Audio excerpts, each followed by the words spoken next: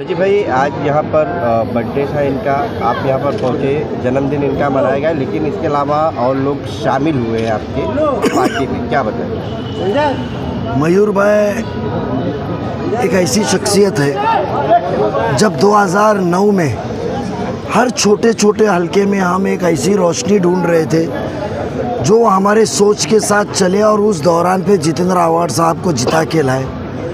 उसमें का एक ये चिराग है शिवाजी नगर का, जो उसने मेरा साथ दिया था। मुझे आज भी याद है वो छोटा सा घर जिधर मैं रात में गया था, मनाया था, बैठा था और उसने साथ हमको दिया था। जब यह हमने सिलसिला खुद बेड़ा उठाया कि इस झूठ फरेब की सियासती किरदार को दूर किया जाए, तो हमेशा एक कमी थी कि सब जूने जुड़े, एक मयूर भाई अपने साथ जुड़ना चाहिए। तो मेरे से इनसे रूबरू और ये जब भी मुझे मिलता था, भले मैं इससे साल 2 साल हमारी बातचीत नहीं होती थी, कहीं भी दिखता था तो मैं इतना ही पूछता था, अच्छा है ना, खुश है ना, कुछ रहा मेरे लायक तो बताना। बट हमेशा जो भी रहता ताल्लुकात। तो आज सालगिरह के मौके पे मयूर भाई को विश किया था, तो मयूर भाई बोला, भाई वो दिन के सब जूने साथी है तो मैं दूर क्यों रहूँ, तुम्हारी लड़ाई मेरी लड़ाई, आखिर में लड़ाई तो मुमरा कौसा को जुल्म से आज़ादी की है, टोरेंट को भगाने की है, पानी लाने की है, हिंदू मुस्लिम एकता की है।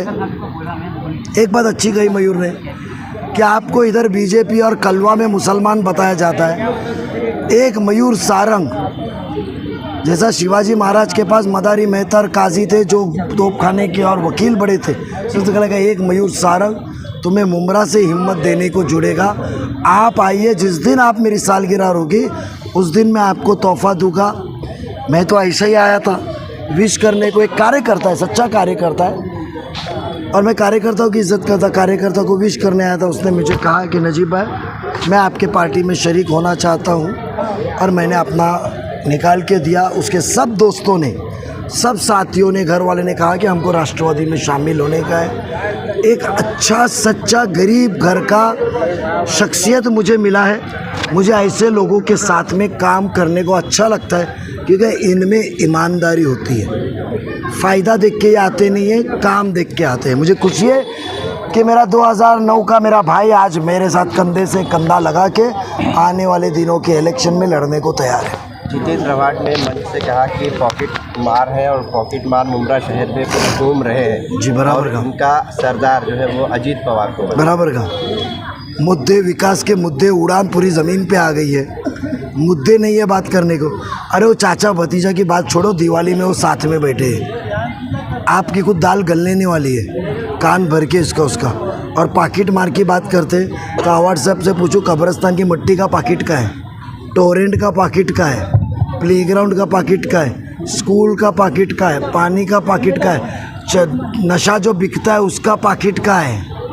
ऐसे बहुत से पाकिट है जो आव्हाड साहब ने मार के लेकर बंगला बनाए ले। मुँह मत खोलने लगा। ये भी कहा है कि चुनाव होने के बाद जो है 7 दिन के अंदर केंद्र सरकार में जो है चंद्रबाबू नायडू और नीतीश कुमार समर्थन वापस ले लेंगे 7 दिन के अंदर। बराबर है, भविष्यवाणी अच्छी करते हैं वो, उनकी भविष्यवाणी अच्छी है। उनको मालूम था 2019 की सरकार में वो शिवसेना के साथ बैठेगी, इसके लिए मुसलमानों को हिंदू मुस्लिम करा के दंगे और फसाद याद दिला के, बाबरी मस्जिद और फसाद याद दिला के धनुष्य बाण के खिलाफ आपने वोट लिए थे और 1 महीने में उनके मांडी से मांडी लगा के बैठे। तो उनकी भविष्यवाणी अच्छी है। या तो उनके बाद आजकल नजीब मुल्ला को ख़त्म करने के लिए 4-5 बाबा बुआ आए ले, जादू टोना चल रहा, उसमें से किसी ने कहा रहेगा कि आने वाले दिनों में ऐसा होने वाला है। जितेंद्र आव्हाड की एक कड़ी टूट रही है, क्या कहेंगे? आज मयूर सारंग ज्वाइन हुए हैं और क्या, और आगे की कड़ी कौन रहेगा? आव्हाड साहब खाली एक टाला था, कड़ी तो हम सब थे। अभी आपने सर सही है, अभी शाम में ये एक कड़ी एक टापू की थी, ये कड़ी एक टापू की थी, जफरवा एक कड़ी एक हल्के की थी, नेहा थी, पीछे सबको संभालने वाला नजीब मुल्ला। एक क़ियादत कोई भी एक इंसान को दी थी तो हमने सब मिल के मिले थे और हिंदू मुस्लिम बोल के एक ही मकसद था, तरक्की और काम। और आज वो काम नहीं हुआ है तो कड़ी फिर से अपनी जूनी जगह पे जूने आदमी के साथ जुड़ गई। अपने आज लोगों को धमकियाँ दी जा रही, मेरा कैमरा रिकॉर्ड नहीं कर पाया था वो एग्जैक्टली, तो आपने शायद मुन्ना साहिल वहाँ पे तो ये जब जुड़ा तो सोहेल को बुलाया गया, उसके होटल में घुस, यह दलाल बन के घूम रहा है। मुमरा का तो चार्ज निकला, वो आधिकारिक ने फाइल मंगाया। मुमरा साबित क्या करना चाहते हैं?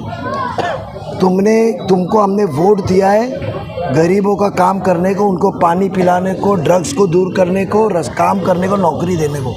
हमने हमारा ज़मीर, हमारी इंसानियत, हमारा तुमको लाइफ नहीं बेची है, जीवन बिकला नहीं है तुम्हारा कि तुम आके हमको ज़बरदस्ती करेगी।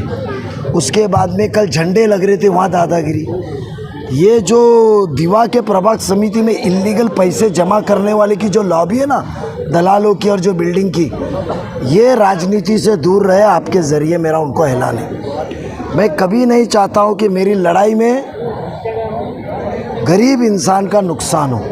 आप कमाते कमाइए, हम हफ्ते लेने वाले नहीं है, उनके जैसे पॉकेट मार नहीं है, मगर आप राजनीति में ना गिरे। जब हम आपको नहीं गिरा रहे, हम आपसे उम्मीद नहीं कर रहे कि आप आके ये चीज़ करो, आप इस चीज़ में घूमे, नुकसान आपका होगा। हम पे इल्ज़ाम लगाना मत। मैं चाहूँ मेरे को भाषण करने का, बाय बाय देना जरूरी है।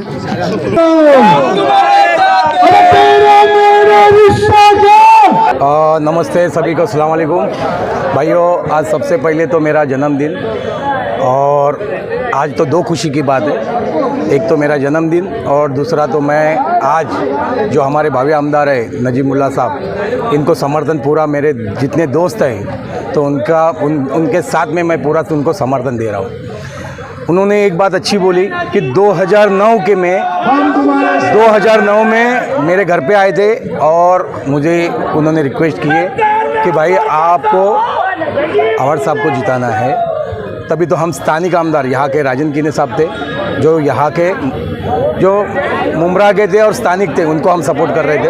लेकिन जब ये आए तभी हमने इनका सुन के हमने उनको सपोर्ट की। तो ये तो बात है ही है। और आज इतनी अच्छी खुशी की बात है, तो हम जो जितना विकास मुमरा का जो अधूरा है वो विकास करने के लिए मैं उनको पूरा, मेरे जितने दोस्तों के साथ में उनको समर्थन दे रहा हूँ। 2009 से लेके 2024 तक आप उनके साथ थे और अभी आपने नजीमुल्लाह का दामन थामा है। क्या ऐसा काम आपको नहीं लगा कि जितने अवार्ड कर पाए वो नजीमुल्लाह करेंगे, आपने उनका दामन? नहीं, ऐसा मैं किसी की बुराई करूँगा नहीं। जितने अधूरे, इसके आगे जितने अधूरे काम हैं तो वो पूरा करने के लिए मैं उनको साथ दे रहा हूँ। उसके पीछे का क्या था मैं